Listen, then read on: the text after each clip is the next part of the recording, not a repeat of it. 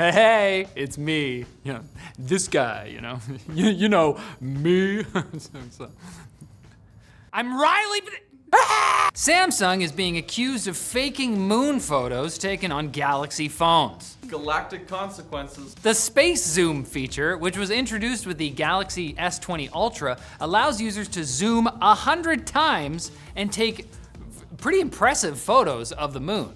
But Reddit, the site specializing in proving that we cannot have nice things, had something to say about that. User iBreakPhotos took a high-res moon image from the web, downsized it to 170 by 170 pixels, and blurred the hell out of it. Then they displayed the image on their monitor, turned out all their lights, and took a picture with their S23 Ultra from across the room. The results are pretty shocking. No moon, then BAM! That's a moon. Like being pantsed at summer camp. Some, such as a few LTT forum enthusiasts, initially dismissed this as just post-processing, but changed their minds when iBreakPhotos updated their original post with another test. They added another half of a moon to the full moon image, and only the full moon's detail was increased. Either Samsung is adding extra detail from a database of high-res moon images, or, and hear me out here, okay, it's aliens. It's not a natural satellite. I have another question. Why do we care whether our phones can take, like if you take a picture of the moon, it's like, congrats. There's so many pictures of the moon. Why do you need a picture on your phone? That's my. Because the man comes around, he gives you a little medal. It pins to your chest. It's the moon man. Hey, that's a pretty good picture. Here you go. Thanks, moon man. Many people's dead relatives have been found on a facial recognition website. What'd you say? Oh boy, is right. PimEyes, a site that allows users to search for images of themselves, has apparently been scraping photos from ancestry and obituary websites without the consent of the deceased, since scientists haven't had much luck on that app for seances yet. They also didn't ask relatives. We totally forgot about that.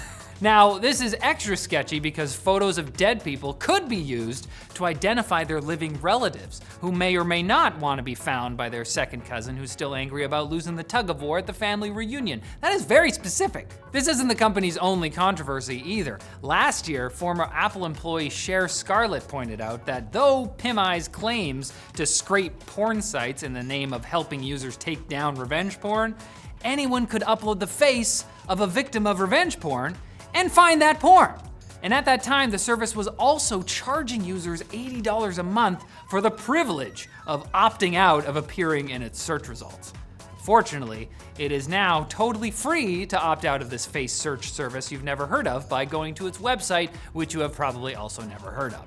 Anyway, back to dead people. It turns out that PimEyes has now been scraping images of the deceased from sites like Ancestry.com and a cemetery directory owned by Ancestry called Find a Grave. Though, since Ancestry's terms and conditions expressly forbid scraping data from the site, including photos, PimEyes may need to find a lawyer. That was my knee. Before they get put in a grave. That's vigilante justice is a crime, Riley. Not by me. I just look at these arms. And an online mental health care company has been sharing private patient data with advertisers. Now, to be clear, this story is about the telehealth company Cerebral, not BetterHelp, which is an online mental health care company that has been sharing private patient data with advertisers. Now, I can see why some of you may be confused. Both companies offer online appointments with therapists by phone or video, and both leaked email addresses, IP addresses, and the health status and histories of millions of users to ad platforms like Meta. So that should clarify things. The key difference between the two companies is that Cerebral actually admitted to it 2 months after they found out. Fortunately, Cerebral claims that they disabled, reconfigured, and/or removed any tracking technologies on their platform to prevent future data sharing. Though hopefully they were quicker at that than admitting they shared incredibly sensitive personal and/or medical information with companies like Meta and Google. Especially since this sort of breach is exactly the type of fear someone actively being treated for anxiety might have. That's more like much worse help. They should change the name. We're not helping much. Cerebral to severe anxiety. Better than nothing. Not even. No. Now it's time for Quick Bits, brought to you by Epidemic Sound. You see, we use Epidemic sound to enhance the quality of our videos. Music plays a crucial role in production, and choosing the right music that fits your story is key. They offer a wide variety of music selections to fit your needs. Whether you're telling a story of a cowboy, someone trying to escape from a murder, or you just need some cute wedding songs, you can download the tracks in stems, which provides even more creative freedom. Music's not enough, you say? How about using some sound effects to add some flavors? Now go create videos with Epidemic with a free 30-day trial. Alright, here's what's gonna happen. There's a short intro. Then you're gonna get 5 shorter stories we call quick bits. Sound good? HP updated the firmware of their printers to block the use of third-party inks. Now it's worth noting that HP stands for Hewlett-Packard and not, as some of us here in the office assumed, pay! Thousands of customers have been affected by this update, though apparently devices made before December 2016 won't be affected, which I'm sure is great solace to anyone that received a terrible Christmas gift 6 years ago. A printer? Really, Kevin? I married your daughter. You're not even a real part of this family. Printer? It's 2023, Kevin. In what now seems to be a cherished tradition, details on the newest Google phone have leaked months before launch. What? But we always do that. We're a family. A Vietnamese tech enthusiast got hands-on with a Pixel 7a and made the decision every Google phone leaker before has made. Tell everyone. It looks like the 7a will have 8 gigs of RAM and 128 gigs of storage, as well as a 6.1-inch 90Hz 1080p display. Okay, but let's all make a pact, all right, to not act surprised when the phone is launched, so Sundar Pichai doesn't feel bad, okay? It's like, oh, that's what the phone looks like. Oh, that's okay.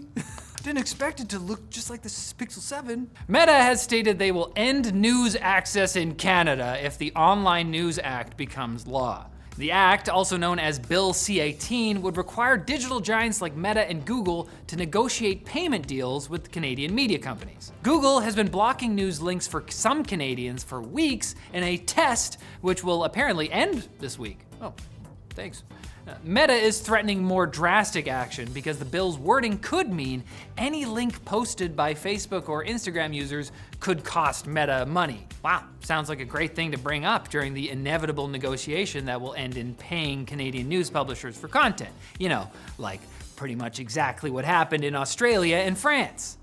Or, you know, you just want to threaten to ban news? Yeah, that's cool. Okay, yeah, you do you, Meta. You just ban that news. I'm sure that'll work. A claim has been made that a hardware designer has been chosen for the PS6. What's more, a possible timeline may have been leaked from documents filed as part of the UK's investigation of the Microsoft Activision merger. Sony writes in a document that they will lose access to Activision games by the time the PS6 launches, while simultaneously stating in another sentence that Activision games would only be available to PlayStation until 2027. So that seems like the year, maybe. I'm not good at math, but man, a $69 billion merger has gotta be the most expensive way to hype a console launch. And Sony isn't even paying. Thanks, Microsoft. And Pokemon fans are panicking. What else is new? Well, it's a different color. Those aren't donuts. Onigiri. They're panicking because the Pokemon company posted a job listing on LinkedIn. And it's not because someone is using LinkedIn. The offending listing for a corporate development principal is looking for applicants with deep knowledge of Web3, and specifically mentioning the N-word, NFT. Fortunately, they didn't drop any hard R's. You know, redesign. A rocket-propelled grenade. Hey, did you go on the Linus Tech Tips subreddit this weekend? Or on YouTube, people made videos about this. That's our boss.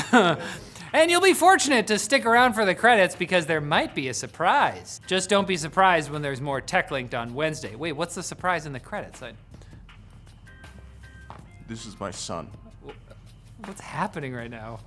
I'm so confused.